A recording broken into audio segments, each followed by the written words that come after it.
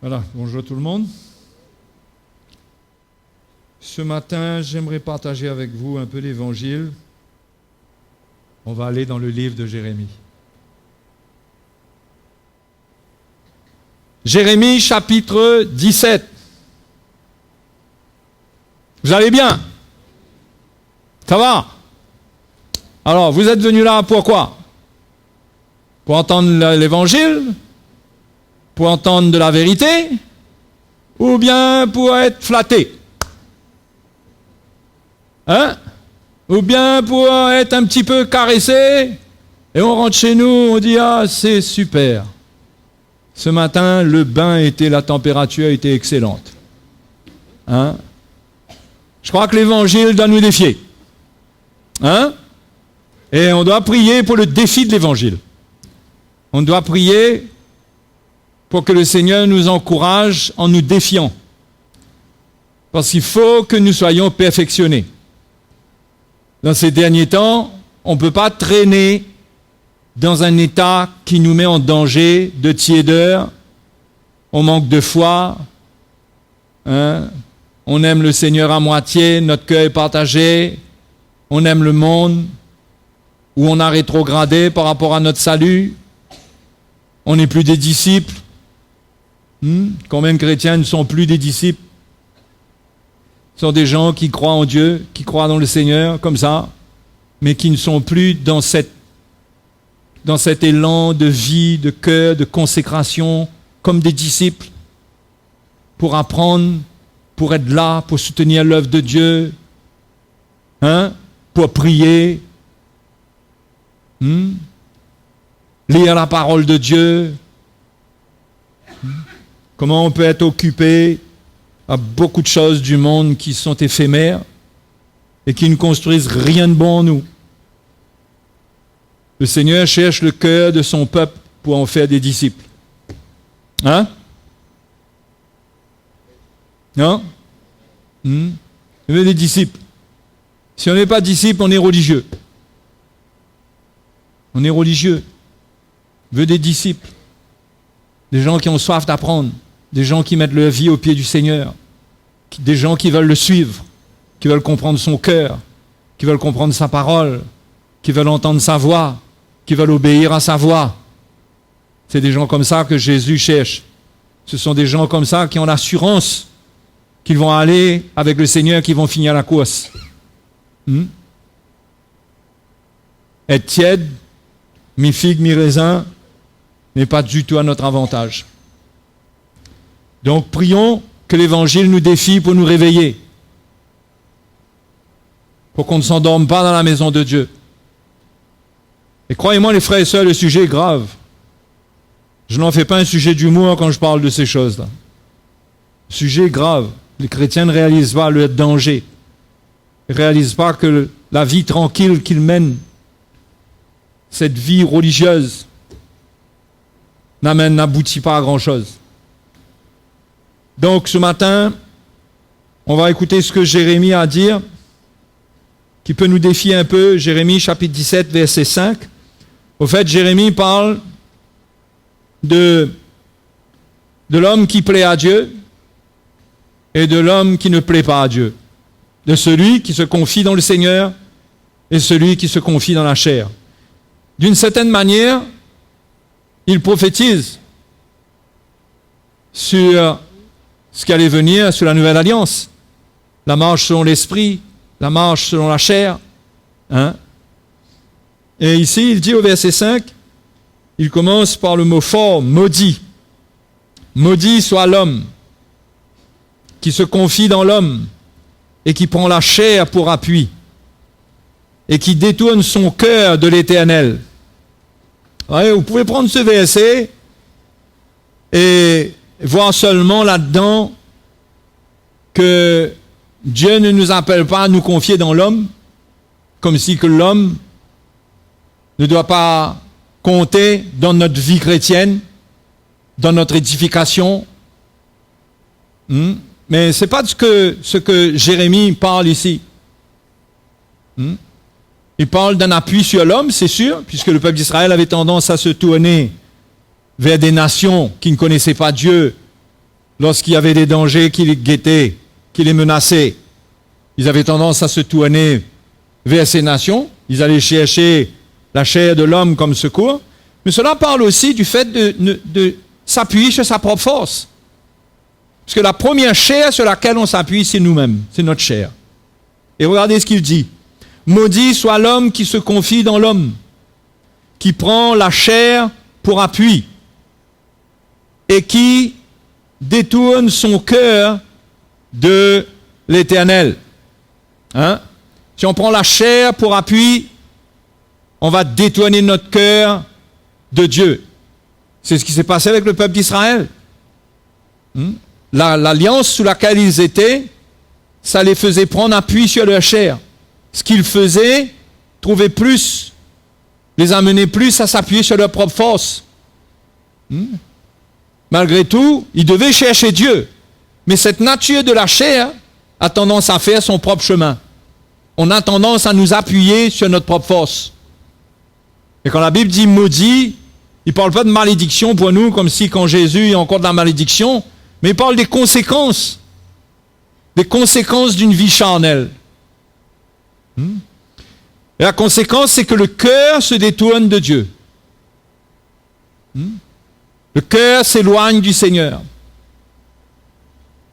Et Jérémie donne une description, il dit, il est comme un misérable dans le désert, et il ne voit point arriver le bonheur. Il habite les lieux brûlés du désert, une terre salée et sans habitants. Ça, c'est l'homme qui se confie dans l'homme, et c'est l'homme qui prend la chair pour appui. Ok? Il est comme un misérable, il ne voit point le bonheur arriver, parce que le bonheur vient du Seigneur. Quand on se tourne vers lui, c'est lui qui nous rend heureux. C'est lui qui nous donne la paix. C'est lui qui peut nous remplir de joie. Et ceux qui prennent un autre chemin, la Bible dit qu'ils ne voient point arriver le bonheur. Est-ce qu'en tant que chrétien, on peut être heureux? Est-ce que la vie chrétienne, c'est prendre une croix, au point qu'on n'a pas de vie, on n'a pas de joie de vivre, joie d'exister, et on est là en train de subir? Non. Quand Jésus a commencé son premier discours sur le sermon sur la montagne, il dit heureux, heureux, heureux, heureux, heureux dans les béatitudes. Heureux. Et c'est assez paradoxal parce qu'il dit heureux, mais ce qu'il dit semble ne pas pouvoir rendre heureux. Heureux les persécutés. Heureux ceux qui sont affligés. Heureux lorsqu'on vous outragera. Mais pourtant, le Seigneur dit heureux. Parce que si on marche avec lui, si on obéit à sa voix, si on est comme il faut, si on le suit, c'est lui qui va nous rendre heureux. Notre bonheur, c'est lui. Oh! Notre bonheur, c'est lui. Notre bonheur, c'est pas notre vie terrestre, c'est pas nos circonstances. C'est pas la vie que nous avons sur cette terre. Notre bonheur, c'est lui. Et il veut nous faire expérimenter cela. C'est pourquoi, souvent, nous sommes dans des épreuves, nous sommes dans la fournaise. Nous avons des moments difficiles. Quand nous détournons notre cœur et que nous prenons la chair pour appui, et que nous ne le cherchons plus, nous n'avons plus de cœur pour lui, nous nous éloignons, nous devenons misérables. Nous sommes en train d'habiter dans une terre salée, sans habitants. Nous sommes seuls, nous n'avons pas de vie. Mais ce n'est pas ce que le Seigneur veut pour nous. Par contre, au verset 7, il dit, « Béni soit l'homme » Ah là, des paroles qui sont un peu plus encourageantes.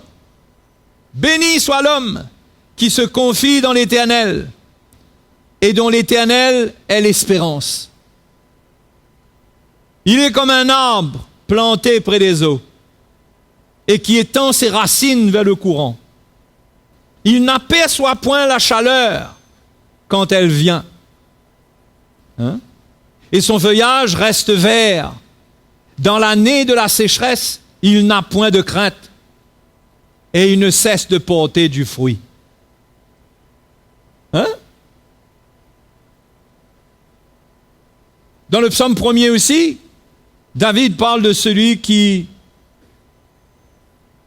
est planté, qui est comme un arbre planté près des courants d'eau, qui porte des fruits. Et le bonheur du chrétien, c'est ça, c'est porter du fruit. Hein?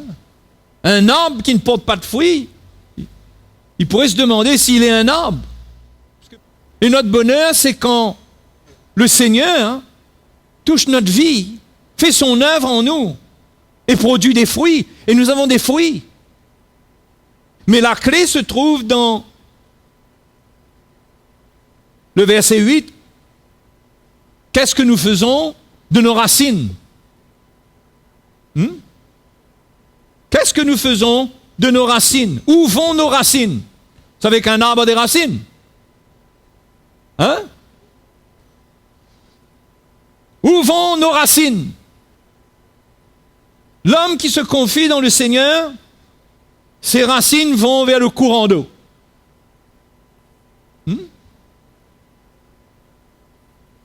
On a besoin de s'assurer dans notre cœur que les racines de notre cœur plongent dans le Seigneur et vont chercher la vie qui est dans le courant du Seigneur.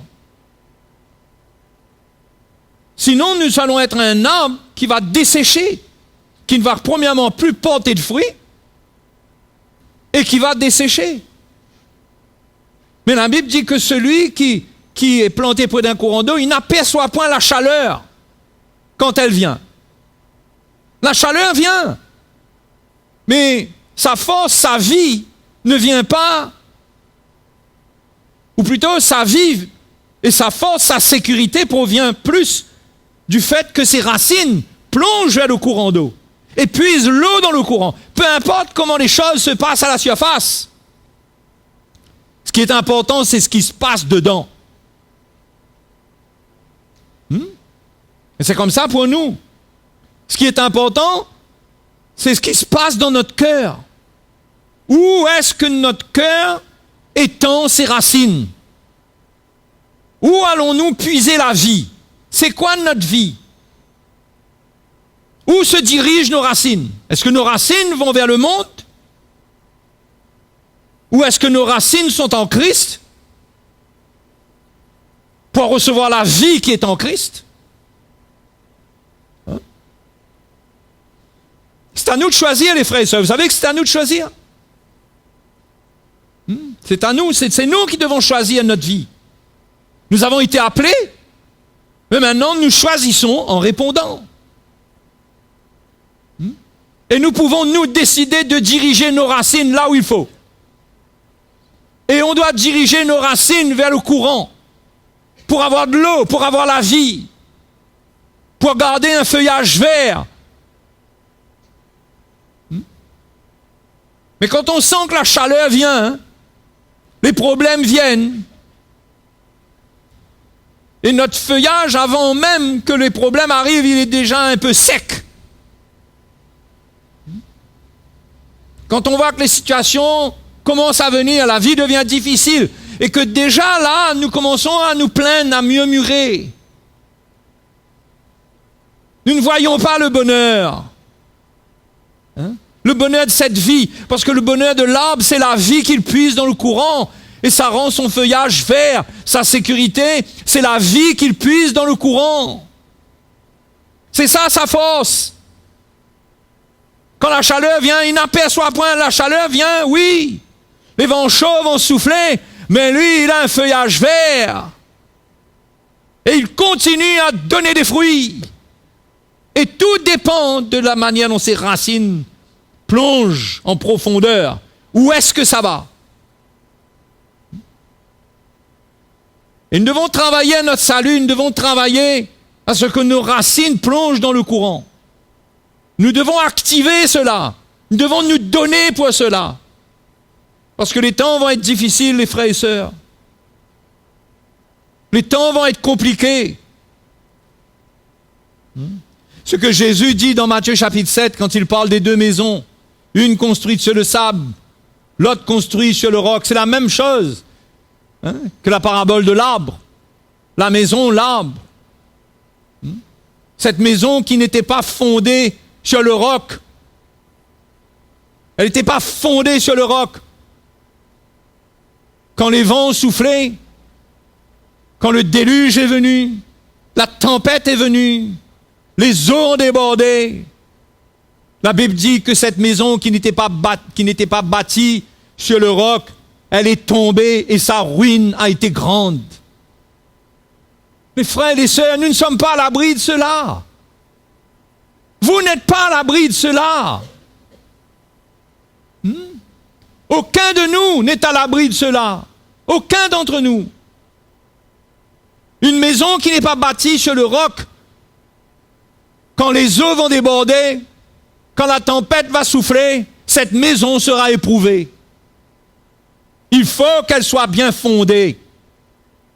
Bien fondée, bien posée sur un fondement qui ne va pas bouger quand les éléments vont souffler, quand ça va souffler de tous côtés et que l'eau va venir et va taper contre cette maison. Mais cette maison va tenir parce qu'elle est fondée sur le roc.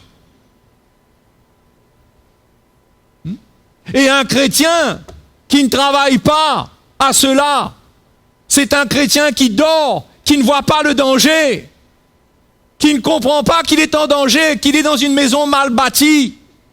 Il ne comprend pas. Il va se réveiller au milieu de la ruine. Il va se réveiller quand les vents vont venir et que la maison tombera en ruine. C'est là qu'il réalisera que sa construction n'était pas bonne. C'est triste, hein? Un chrétien doit travailler à son salut avec crainte et tremblement. Sur quel fondement est posée ma vie? Et qu'on ne s'appuie pas sur notre petite victoire du passé jusqu'à maintenant, parce que les vents n'ont peut-être pas soufflé assez fort pour tester vraiment quelle est la solidité de notre construction. Mais il y a des vents, il y a des déluges qui vont venir, qui vont être forts. Entre autres, les vents nous parlent des fausses doctrines. Paul parle de cela dans Éphésiens 4. Il dit que les vents de doctrine qui soufflent, qui ballottent le chrétien. Il y a la séduction qui va venir dans ce monde avec une telle force. Est-ce que certains d'entre nous ici vont résister à cette puissance de séduction? C'est quoi votre attente dans le Seigneur? Ce que vous attendez du Seigneur et qui n'est pas du Seigneur, le diable trouvera le moyen de répondre à cette attente-là. Et c'est ça la séduction, c'est que vous vous retrouverez à répondre à un évangile, à une séduction qui vient répondre à vos attentes. C'est pourquoi le chrétien doit être libéré dans son cœur de toute fausseté, de toute fausse espérance, de toute fausse attente, de manière à ce que si demain il y a des choses, il y a des éléments, il y a une puissance de séduction qui vient d'iniquité, il ne répondra pas à cela parce qu'il aura été libéré de cela. Mais s'il n'a pas été libéré de cela, vous savez ce que Jésus dit? Le prince de ce monde vient, il n'a rien en moi. Il n'a rien en moi. Et l'œuvre de Dieu, c'est d'enlever de nous, de nos vies, ce qui appartient à l'ennemi. Ce qui appartient à l'ennemi. Ce qui est investi dans notre chair, dans nos raisonnements, dans notre manière de voir les choses. C'est ça qui nous rend religieux. L'œuvre de Dieu, c'est d'enlever ces choses pour que, comme le Seigneur, on puisse affronter la croix et dire comme le Seigneur, le prince de ce monde vient, mais il n'a rien en moi. L'œuvre de Dieu, c'est de nous débarrasser de ce qui appartient au prince de ce monde. De telle manière que quand Jésus est allé à la croix, il n'est pas tombé, il n'est tombé dans aucun piège. Il n'a reculé devant rien. Il n'a pas répondu à d'autres voix. Il était là, il savait pourquoi il était là. Il ne transportait rien de l'ennemi en lui. C'était clair pour lui ce qu'il allait faire. Mes frères et sœurs, c'est le temps pour nous de nous affermir. Croyez-moi, de laisser l'évangile, le ministère de l'esprit, enlever de nous tous ces éléments étrangers, toutes ces choses Il est temps pour nous nous affermir. C'est un temps sérieux. Nous n'avons encore rien vu. Mais la Bible dit au verset 9 de Jérémie chapitre 17. Juste après cela, Jérémie dit quelque chose. Et on va se concentrer un petit peu là-dessus. Il dit, le cœur est tortueux par-dessus tout et il est méchant. Qui peut le connaître? Moi, l'Éternel, j'éprouve le cœur. Je sonde les reins pour rendre à chacun selon ses voies, selon le fruit de ses œuvres. Ah. Jérémie dit que le cœur de l'homme est tortueux. Vous savez, c'est quoi un cœur tortueux? On peut dire un cœur tordu, mais ce n'est pas exactement ça. C'est un cœur qui cherche un petit passage quelque part. Qui cherche un autre moyen. Vous avez déjà lu dans Ecclésiaste? Regardez dans Ecclésiaste, chapitre 7,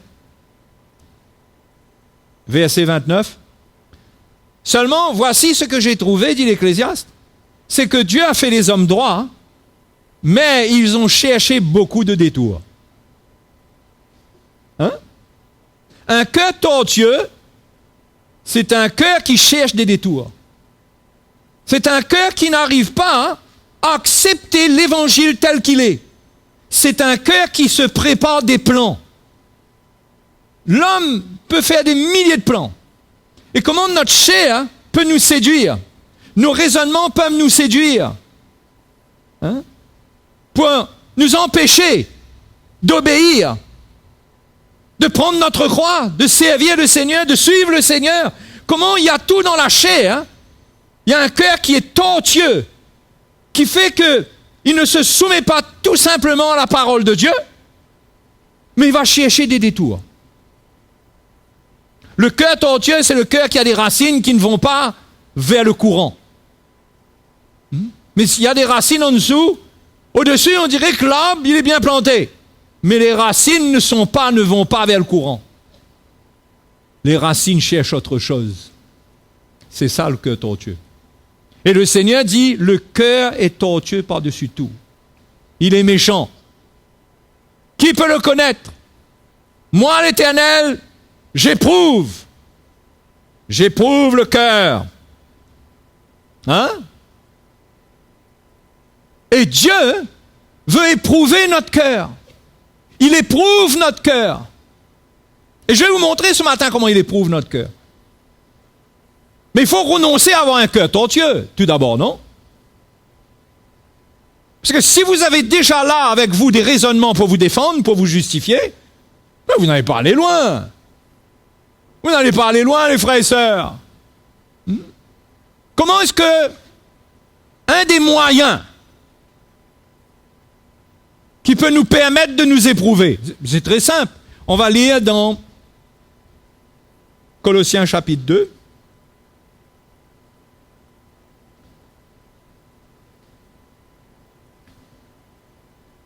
Et on va observer une chose. Verset 6. Épître aux Colossiens. Ainsi donc, comme vous avez reçu le Seigneur Jésus-Christ, marchez en lui, étant enracinés. Ça vous rappelle quelque chose? Ok? Enraciné et fondé. Paul donne l'image des deux. Enraciné et fondé. Fondé nous rappelle Matthieu chapitre 7, le roc, d'accord? Le fondement. Enraciné et fondé. Enraciné nous ramène à Psaume 1er ou à ce qu'on vient de lire dans Jérémie 17. Donc, étant enraciné et fondé en lui, et affermi par la foi, d'après les instructions qui nous ont été données, et abondé en actions de grâce. Éphésiens, chapitre 3.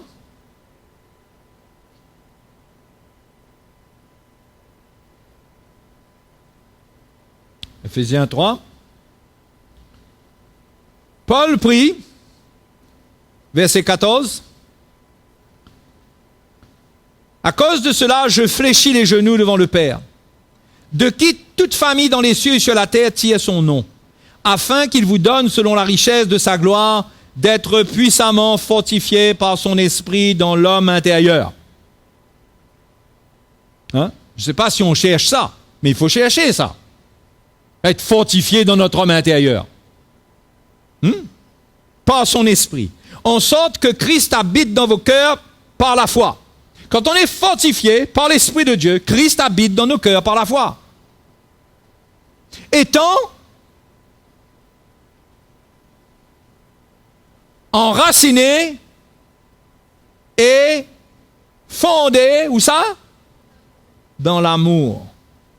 Que vous puissiez comprendre avec tous les saints quelle est la largeur, la longueur, la profondeur et la hauteur, et connaître l'amour de Christ, qui surpasse toute connaissance, en sorte que vous soyez remplis jusqu'à toute la plénitude de Dieu.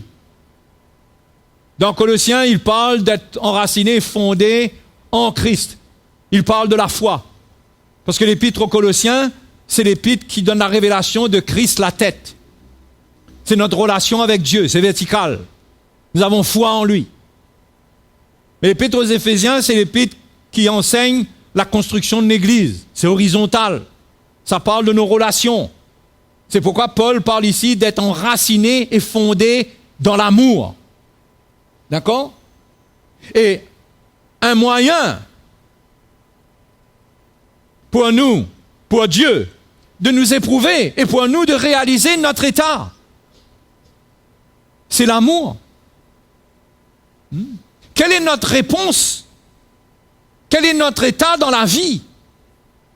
Devant les circonstances qui viennent, comment répondons-nous dans nos relations, dans ce qui se passe dans notre maison, dans l'église, dans la vie? Quelle est notre réponse? Comment est-ce que notre cœur répond? Et suivant la réponse de notre cœur, on peut voir où sont les racines de notre cœur. Si nous sommes enracinés, fondés dans l'amour, nous allons manifester l'amour. Non?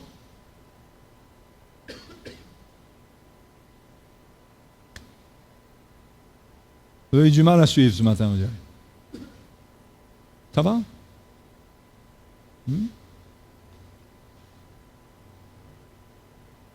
Si nous sommes enracinés, fondés dans l'amour, nos racines vont puiser dans l'amour de Christ.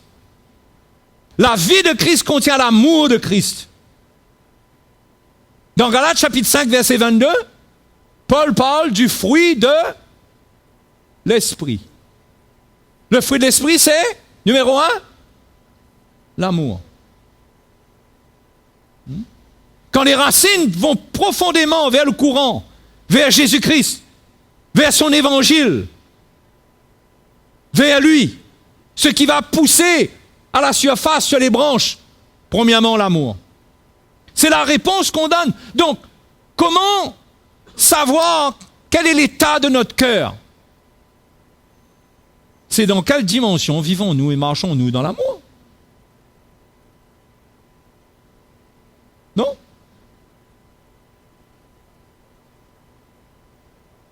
On peut savoir où vont les racines de notre cœur. Si les racines de notre cœur, si on est fondé dans l'amour, on va avoir la vie qui est dans l'amour de Christ et on va manifester le fruit de l'esprit qui est l'amour. Si les racines de notre cœur vont vers le courant du monde, on va manifester de notre cœur les choses du monde et l'amour du monde. Donc on ne peut pas se mentir là-dessus.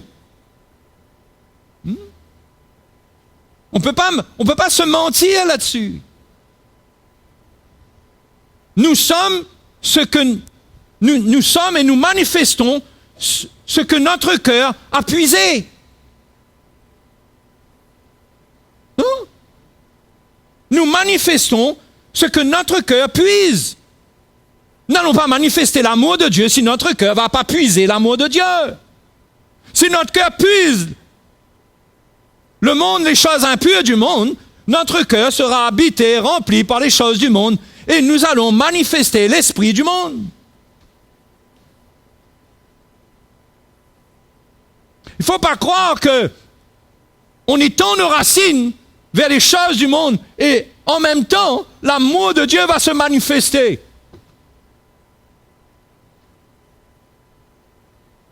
Donc, la marche dans l'amour, c'est le moyen pour nous de nous éprouver. Hein? De nous éprouver. Vous savez, quand nous sommes testés, parce que le Seigneur dit, moi j'éprouve. Non? Ça veut dire quoi? Ça veut dire que Dieu nous teste. Et il y a beaucoup de choses qui arrivent dans notre vie qui sont des tests. Qui sont des tests pour quoi? Pour nous-mêmes. Dieu veut éprouver notre cœur pour nous montrer réellement où nous sommes. Parce que si nous ne comprenons pas où nous sommes, et que nous ne sommes pas bien plantés, et que nos racines ne vont pas là où il faut, nous sommes en danger. Donc comment Dieu nous montre les racines de notre cœur à l'intérieur que nous ne pouvons pas voir? Comment est-ce qu'il nous montre cela? Il y a des situations, il y a des tests qui arrivent, il y a des épreuves qui arrivent, et quand la manière qu'on manifeste et qu'on répond dans ces tests, ça montre ce qui est dans notre cœur.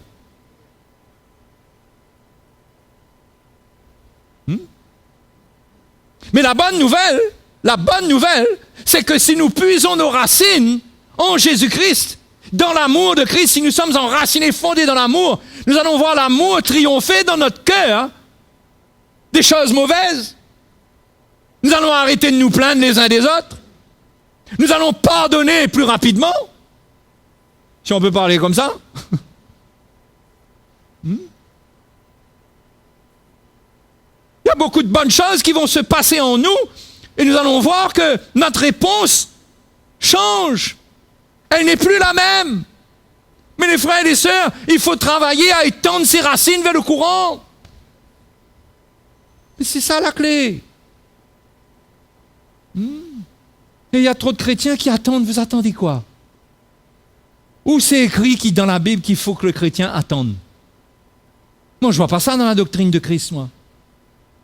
Pierre dit, faites des efforts. Faites tous vos efforts pour ajouter à votre foi la vertu, etc., etc., etc., toutes les vertus. Faites des efforts, ça veut dire qu'il y a un don de votre vie. Il y a bien quelque chose. Vous ne pouvez pas vous changer vous-même, mais il y a un don de vous-même. Il y a quelque chose que vous avez besoin de faire pour puiser cette vie-là. Vous ne pouvez pas être passif, être là, et croire que ça va se faire tout seul. Non, les frères et sœurs, ça ne va pas se faire tout seul. Ce qui se fait tout seul, c'est les mauvaises herbes dans le jardin qui poussent tout seul. Ça pousse tout seul. Ça pousse tout seul. L'arbre, lui, il va mourir, lui. Ça aussi, ça se fait tout seul, ça. Si on ne lui donne pas de l'eau qu'il faut, il va mourir. Les herbes, mauvaises herbes vont prendre le dessus, et l'arbre va mourir, va sécher. L'arbre, pour qu'il ne sèche pas, il faut qu'il étende ses racines vers le courant. Lui, il faut de l'eau.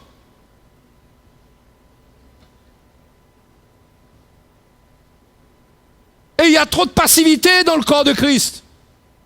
Il y a ceux qui sont trop actifs, qui mènent un mauvais combat, qui sont actifs à la surface, qui essayent d'arranger le feuillage à la surface. Je ne sais pas, ils essayent de peindre le feuillage pour dire que c'est vert. Ou on arrose le feuillage, qui ne comprennent pas que c'est l'intérieur de l'homme. C'est ça la clé. Vous savez, la religion aime, l'esprit religieux aime habiller les choses extérieurement. Mais dans la vie chrétienne, l'apôtre Paul dit, revêtez-vous des sentiments d'humilité, revêtez-vous de Jésus-Christ, revêtez-vous. Paul met une responsabilité sur les chrétiens de se revêtir, de chercher le Seigneur, d'être en action, d'avoir une démarche, d'avoir une vie qui fait qu'on se revêt. Quand on doit s'habiller le matin, on ne se met pas devant l'armoire et on attend, non? C'est comme ça que ça va se passer? Vous allez passer de votre pyjama à votre costume de travail? Il faut se revêtir. Il faut faire un choix. Il faut choisir le vêtement de Christ. Il faut se revêtir de Jésus-Christ. La passivité, si vous êtes passif, vous vous préparez à une grande défaite. Ah, vous êtes prêts à entendre ça? Si vous êtes passif, aujourd'hui, vous n'avez pas encore chuté, mais demain,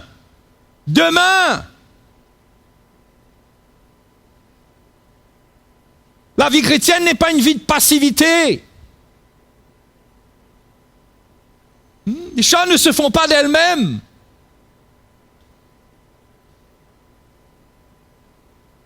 Ah oui, bien sûr, tout se fait. Tout ce qui se fait par la grâce de Dieu, oui. Mais la Bible parle de s'édifier. Paul dit par exemple aux chrétiens de Corinthe, je prie en langue plus que vous tous. Il dit, celui qui parle en langue s'édifie lui-même. On est baptisé dans le Saint-Esprit, pourquoi? Il faut se revêtir de ce qu'il y a dedans. Comment on se revêt de ce qu'il y a dedans? En priant en langue, en priant. Ce n'est pas une technique, mais il faut que dans notre cœur, nous réalisions que nous avons rouillé notre cœur. Notre cœur est comme rouillé maintenant. On n'arrive plus à prier. On n'a pas envie de venir prier. Non, les frères et sœurs, il faut sortir de la passivité et remettre nos priorités en ordre. Ma priorité, c'est mon salut. Mon salut, c'est ma course jusqu'à la fin. Tant que je n'ai pas quitté ce monde-là, c'est pas gagné. Tant que je n'ai pas quitté ce monde dans la foi, c'est pas gagné. Il y a beaucoup de choses qui vont se passer, qui viendront sur mon chemin. Il y a beaucoup de tentations d'abandonner la foi, de tomber dans l'apostasie. Il y a beaucoup d'occasions d'endurcir mon cœur. Parce qu'un cœur dont les racines ne vont pas vers le courant, c'est un cœur qui est comme un sol qui devient dur. Ça devient dur.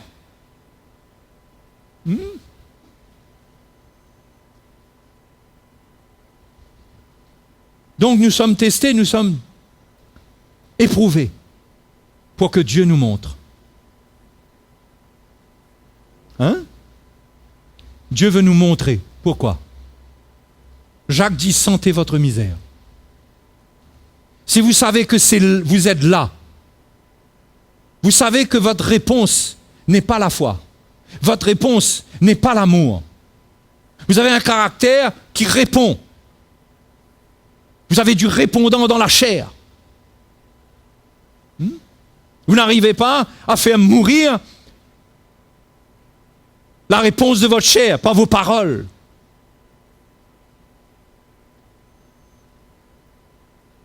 Vous devez savoir, on doit savoir, vous et moi, quand ça se passe, on doit se demander, mais où sont les racines de mon cœur pour que je réponde comme ça? Qu'est-ce que je fais avec ma vie spirituelle pour que j'arrive à être comme ça?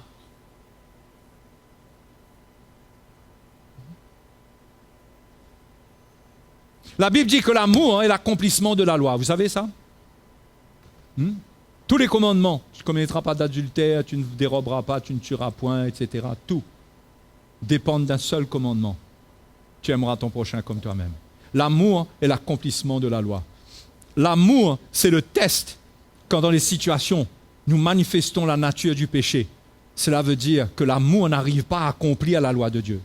Cela veut dire que nos racines ne sont pas dans l'amour. On a besoin d'aller chercher notre victoire dans l'amour. Vous comprenez, les frères et sœurs? On doit aller chercher notre victoire dans l'amour de Christ.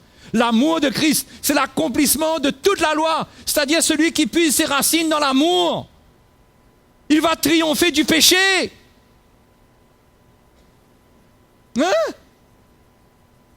Il va triompher du péché. L'amour, c'est l'accomplissement de la loi. Tu ne commettras pas d'adultère. C'est l'amour qui te donne la victoire, parce que l'amour est l'accomplissement de la loi. Si tes racines vont dans l'amour de Christ, il y a beaucoup de choses qui te quitteront. Ton foyer sera en sécurité, ta relation avec ta femme ou ton mari sera en sécurité. Pas parce que tu essayes d'être une bonne personne, qui essaie d'avoir une bonne vie morale, mais parce que tes racines sont dans l'amour, tu es enraciné dans l'amour. Et cet amour, c'est ta vie, c'est ton cœur.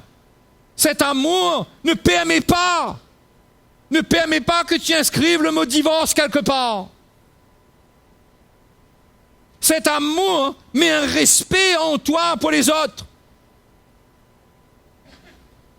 Vous comprenez?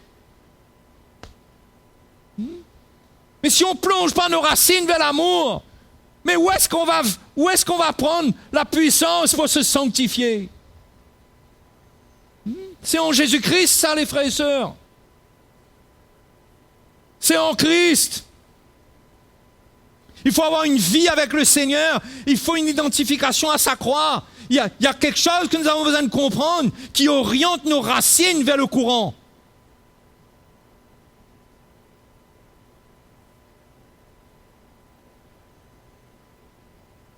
L'amour est le test.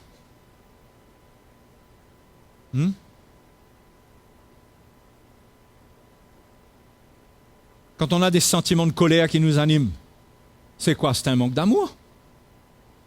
Non? C'est qu'on n'a pas l'amour. Parce que l'amour, le fruit de l'esprit, l'amour, il y a l'amour, et tout ce qui suit est attaché à l'amour. La douceur, la patience. Si on puise dans l'amour, ces choses-là grandissent en nous. Christ en nous, c'est ça notre victoire. Les frères et sœurs, notre victoire, c'est Jésus-Christ en nous, c'est pas toi. Ne prends pas la chair pour appui. Maudit soit quiconque prend la chair pour appui. Si tu t'appuies sur ta chair et tu es en train d'essayer d'être quelqu'un de bien, tu te trompes, tu ne pourras jamais être quelqu'un de bien. Parce qu'il n'y a rien de bon. Paul a déclaré dans Romains 7, il n'y a rien de bon et de sain dans ma chair. Tu déclares quoi pour ta vie? Maintenant, c'est bien beau de déclarer des choses, mais qu'est-ce qu'on fait maintenant? Il faut aller puiser. Il faut prendre le temps de puiser. Il ne faut pas dire « Ah, c'est trop fort, frère, j'arrive pas, je ne peux pas me contrôler. » Comment tu ne peux pas te contrôler? L'amour de Dieu, puise dans l'amour, puise dans la grâce. Le Seigneur te donnera la victoire. Hein? Ah, j'arrive pas. Moi, quand mon mari commence à dire telle affaire, ou ma femme commence à dire « Je ne peux pas, il faut que je lui donne son affaire. »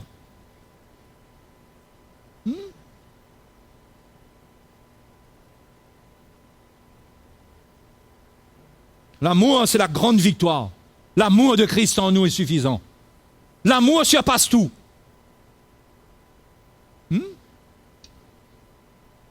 Il faut puiser dedans. Jésus nous donne ça en cadeau. C'est le don de la grâce de Dieu. Son amour, il veut nous animer de son amour, mais ça ne va pas venir comme ça.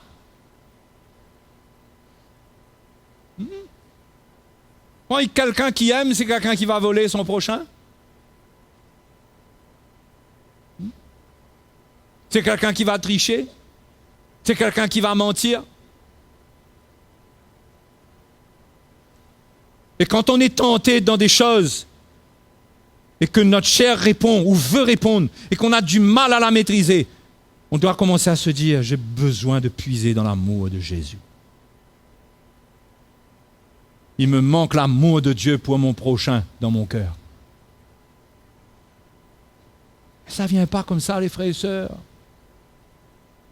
Il faut aller à la recherche. Hein? On veut trop d'une vie chrétienne qui nous vient comme ça.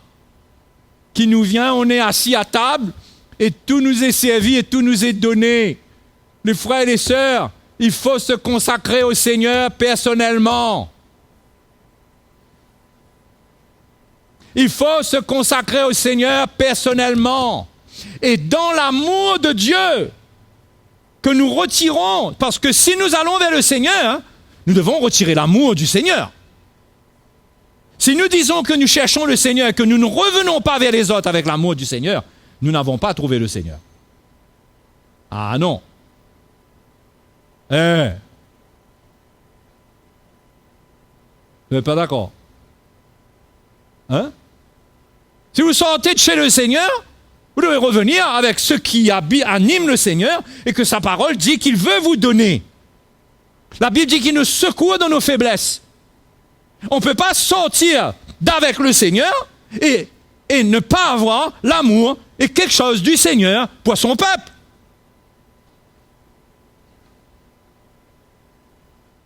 Il faut s'édifier, les frères et sœurs. Vous devez vous édifier.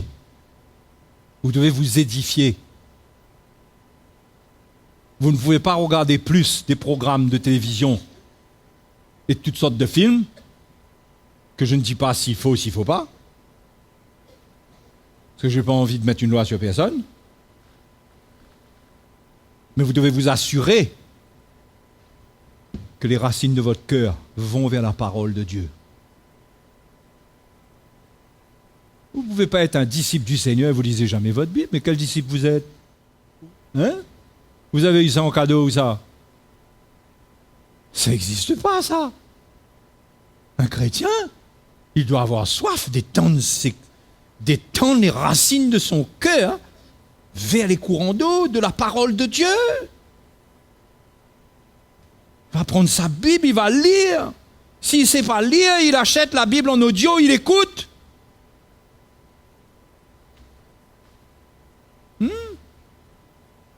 On ne peut pas rester comme ça et dire on va attendre le culte dimanche prochain. Vous allez avoir des problèmes de santé, les frères et sœurs.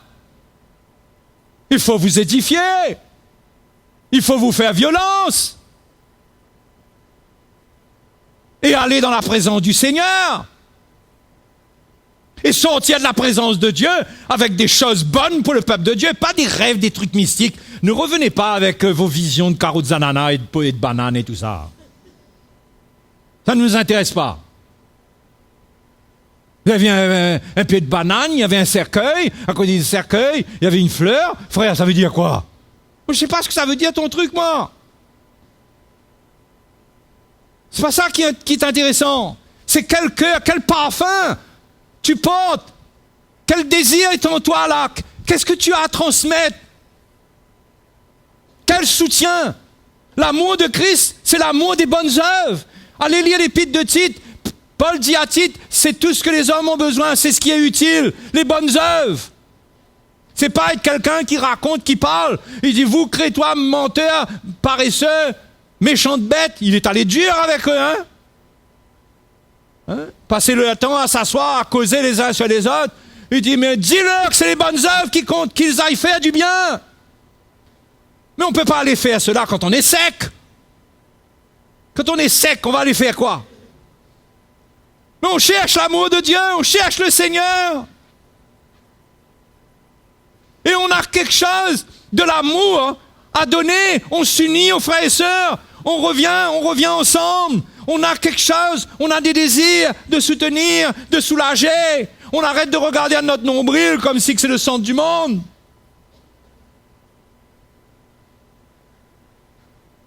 Où on va tirer ça? Il faut être enraciné, fondé dans l'amour. Si vous ne faites pas ça, vos racines vont aller automatiquement vers le monde.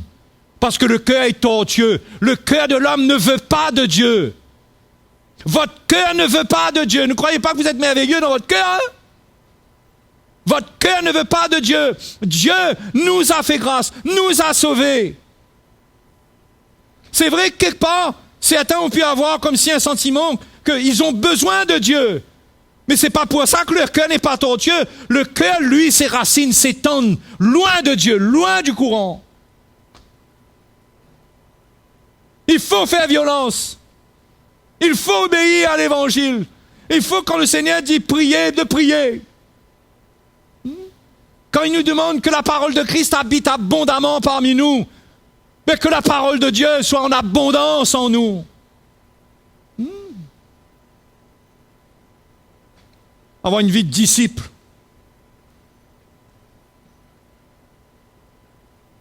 Oui.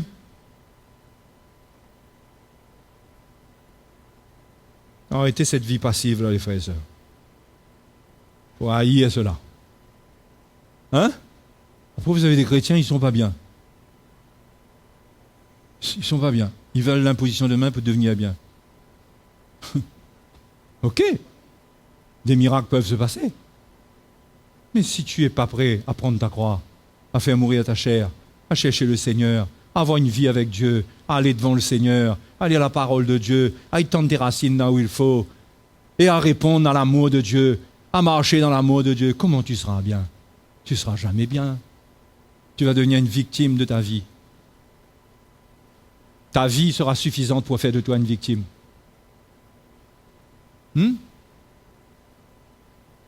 Un bouton sur ton nez peut faire de toi une victime.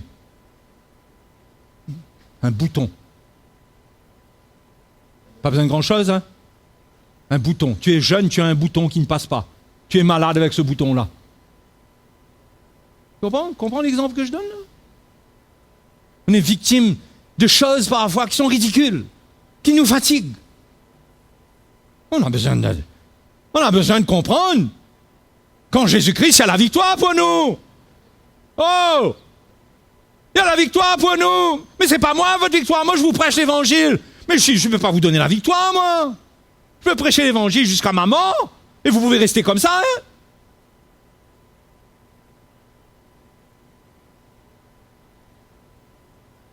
Comment voulez-vous être bien en ayant des priorités autres que le Seigneur?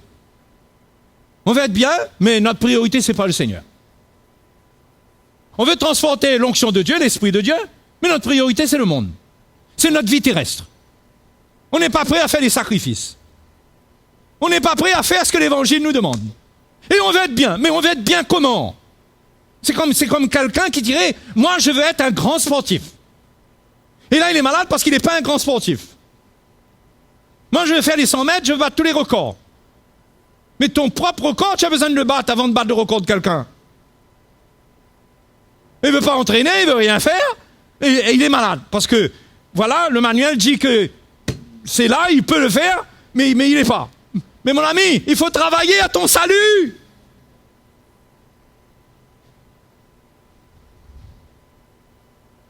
Hein? On trouve drôle. On a ça qui nous tombe dessus, on n'est pas bien. Ça retombe dessus. On ne réalise même pas la grâce qu'il y a que Dieu permette qu'on soit testé. La grâce qu'il y a dans notre cœur n'a même pas répondu au minimum de ça. Pour dire, Seigneur, je vois mon cœur là-dedans. Vous savez, notre problème, c'est que dans beaucoup de choses, nous voyons le problème des autres. Mais Dieu nous sonde pour qu'on voit notre problème, pas le problème des autres. Qu'on arrive à se dire, mon cœur n'est pas joli. Oh mon Dieu, pardonne-moi. Comment j'ai pu parler comme ça? Comment j'ai pu juger comme ça? Comment j'ai pu traiter ma femme comme ça? Mon cœur n'est pas joli. Le cœur est méchant, c'est vrai. C'est vrai, la parole de Dieu dit vrai. Le cœur est méchant, mon cœur est méchant. Ah non, moi je suis chrétien, il ne faut pas que je dise que mon cœur est méchant, moi. Hein. Ton cœur est méchant. On connaît ta misère. Ah non, frère, la méchanceté, c'est pour les païens. Non, la méchanceté, c'est pour toi. Mais toi, la différence, c'est qu'il y a une solution pour faire mourir cette méchanceté. C'est d'aller vers le Seigneur. C'est de s'humilier. C'est de briser son cœur. C'est de goûter à son amour.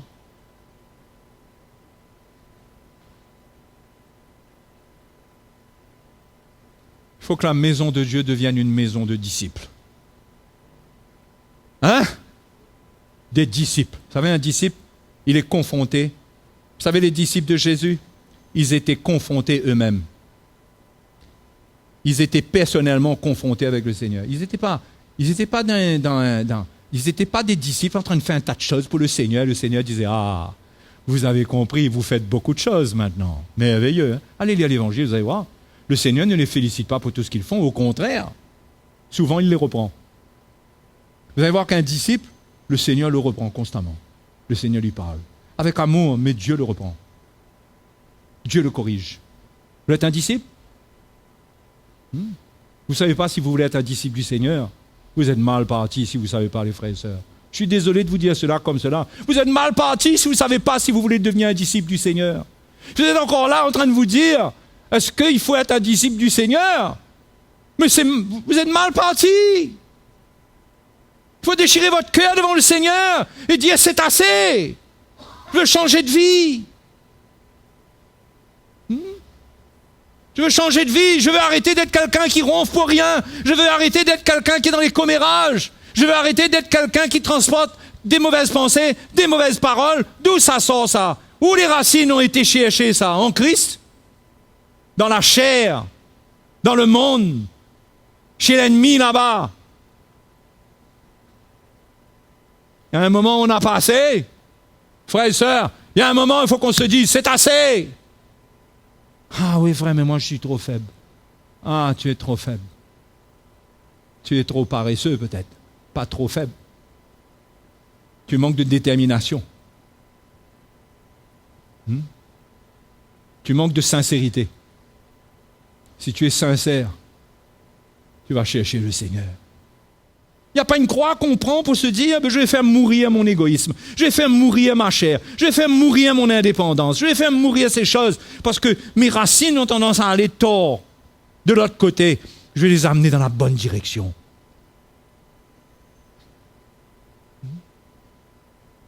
Pas normal, les frères et sœurs. Non, mais je vous le dis ce matin. C'est pas comme si pour vous taper dessus, je vous aime trop. Je peux vous assurer. Mais il faut haïr cette religion qui nous anime, cet esprit religieux, où on se suffit du petit peu qu'on a de temps en temps. Mais on doit avoir une soif. Dieu veut nous arroser. Le Seigneur veut nous faire du bien. Le Seigneur veut changer notre cœur. Et je termine, je vous dis une chose.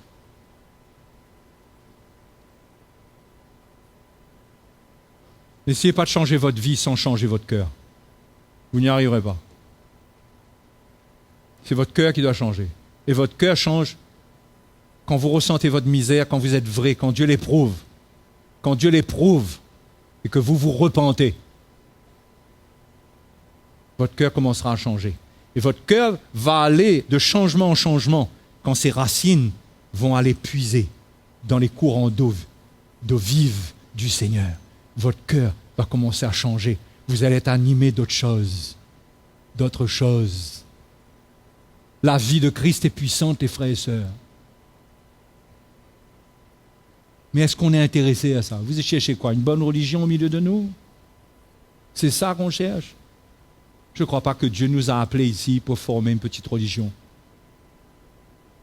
Il cherche des disciples, des hommes et des femmes qui prient, qui se soutiennent, qui s'aiment, qui sont là, qui mènent le combat, qui donnent leur vie, qui se repentent s'ils ont été trop loin dans certaines choses, ils se repentent, mais ils se relèvent. Ce sont les disciples du Seigneur. Ils sont là pour la cause de Christ. C'est ça la vie chrétienne? Hein? C'est ça la vie chrétienne, la vie victorieuse dans la fin des temps. Alléluia. Ah Seigneur, aide-nous. Aide-nous. Aide-nous. Je ne sais pas pour vous, croyez-moi, je vous parle comme ça avec beaucoup d'audace et avec comme s'il y a un peu d'autorité. Mais mon cœur, franchement, moi-même, quand je suis devant le Seigneur, je regarde, je dis Seigneur, j'ai encore du chemin à faire. Il y a tellement de choses qui doivent se passer. Les frères et sœurs, mettez-vous à l'œuvre pour votre salut. C'est pas gagné. Vous croyez que c'est gagné? Hein? Vous croyez que c'est gagné? C'est pas gagné. Il faut courir à la course jusqu'au bout. Et le diable va vouloir vous arrêter. Hein? Il faut s'affermir. Ok, frère? On prie. On crie au Seigneur ce matin. Je voudrais crier au Seigneur ce matin. Crier vers lui. Tenir devant lui. Haïr la tiédeur. Haïr la lourdeur de la chair. N'essayez pas de vous réveiller avec des œuvres, les frères et sœurs. N'essayez surtout pas ça. Ne vous dites pas, je vais faire ci, je vais faire ça. Mettez votre cœur devant le Seigneur. Mettez votre cœur devant lui. Déchirez votre cœur devant lui. Repentez-vous. Dites, Seigneur, sonde-moi, éprouve-moi. Travaille mon cœur, Seigneur. N'essayez pas comme quelqu'un qui entend qu'il peut aller faire, qu'il doit faire le marathon, allez, fais une tentative, va faire 10 km. Ne faites pas ça. Criez au Seigneur, sentez votre misère, laissez Dieu travailler en profondeur. Il faut que les racines aillent dans l'amour. Dans l'amour. C'est là ma victoire contre le péché, contre mes mauvais sentiments, contre les commérages, contre la division. Alléluia.